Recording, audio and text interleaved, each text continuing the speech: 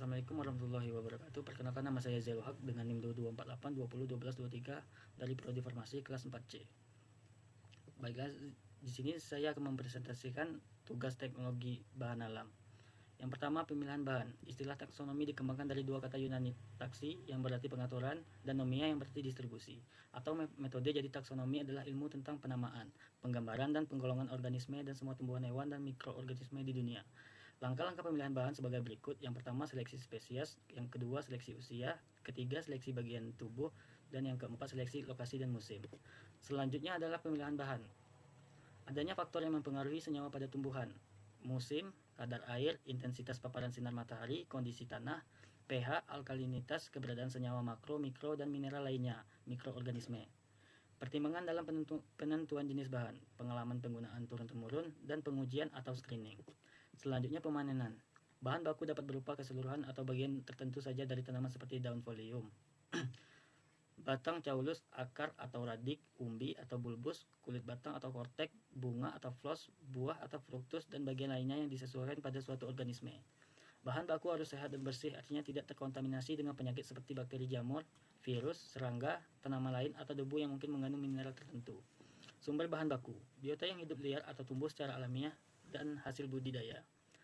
Selanjutnya adalah sortasi basah. Sortasi basah dilakukan untuk memisahkan cemaran atau kotoran dan bahan asing lain dari bahan simplicia. Pembersihan simplicia dari tanah dapat mengurangi jumlah kontaminasi mikroba. Tanaman tinggi misalnya sering sekali terkotori oleh lumut yang sulit dipisahkan sehingga perlu kecermatan dalam sortasi ataupun biota yang mirip dengannya. Selanjutnya ada pencucian. Pencucian dilakukan dengan air bersih atau sumur, pam, atau mata air. Simplicia yang mengandung zat mudah larut dalam air mengalir dicuci dalam waktu sesingkat mungkin. Setelah pencucian dilakukan pengeringan selama 1 hari untuk memudahkan perajangan. Selanjutnya perajangan. Perajangan simplicia dilakukan untuk memudahkan proses pengeringan, pengapakan, dan penggilingan. Tanaman yang baru dipanen sebelum dirajang dijemur dalam keadaan utuh selama 1 hari. Cara perajangan juga tergantung bagian atau keadaan biotanya. Contoh alat perajangan, alat 5.1, 5.2, dan 5.3. Selanjutnya ada beberapa tahap pengeringan. Yang pertama, sinar matahari, kedua, kering angin, atau yang ketiga, oven, keempat, microwave, dan kelima, freeze drying. Selanjutnya pengecilan: 1 gunting, 2 pisau, 3 alat penggiling, 4 blender, 5 mortar. Selanjutnya garbling atau sortasi kering. Garbling dilakukan setelah sempitnya kering dan sebelum digunakan untuk membuang kotoran atau material yang tidak dikehendaki atau bagian lain dari tanaman, untuk memisahkan benda asing seperti bagian tanaman yang tidak diinginkan atau pengotor lain. Selanjutnya pemeriksaan mutu.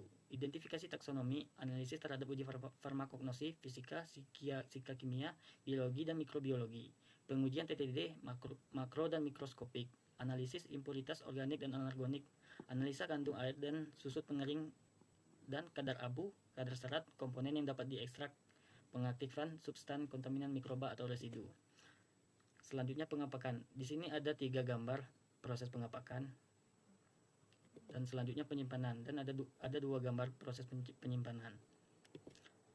Dan selanjutnya ekstraksi bahan alam. Definisi: ekstraksi adalah pengambilan senyawa-senyawa metabolis sekunder yang menjadi target untuk dipisahkan dari biomasa atau ampas atau bagian yang tidak diperlukan karena sifatnya yang mengandung baik dalam penyajian maupun karena mengganggu efektivitas khasiat dari bahan aktifnya. Prinsip: pelarut akan merusak dinding sel dan jaringan serta masuk ke dalam sel-sel. Pelarut akan melarutkan senyawa-senyawa metabolit dan pelarut bersama senyawa metabolit yang terlarut. Klasifikasi ekstraksi secara umum merupakan suatu proses pemisahan zat aktif dari suatu peradatan maupun cairan dengan menggunakan bantuan pelarut. Metode: maserasi, perkolasi, ekstraksi dan refluksokletasi, ekstraksi dengan ultrasonikasi, ekstraksi dengan microwave, dan ekstraksi dengan selanjutnya ada 3 gambar maserasi, perkolasi, dengan reflux.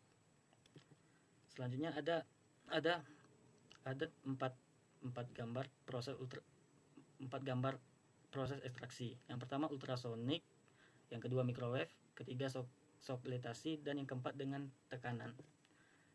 Dan di sini ada tabel pelarut, salah satunya N-heksan. Selanjutnya dan yang terakhir evaporasi adalah proses penguapan zat cair menjadi uap, biasanya dilakukan untuk memisahkan pelarut dari larutan atau memekatkan zat terlarut. Terima kasih.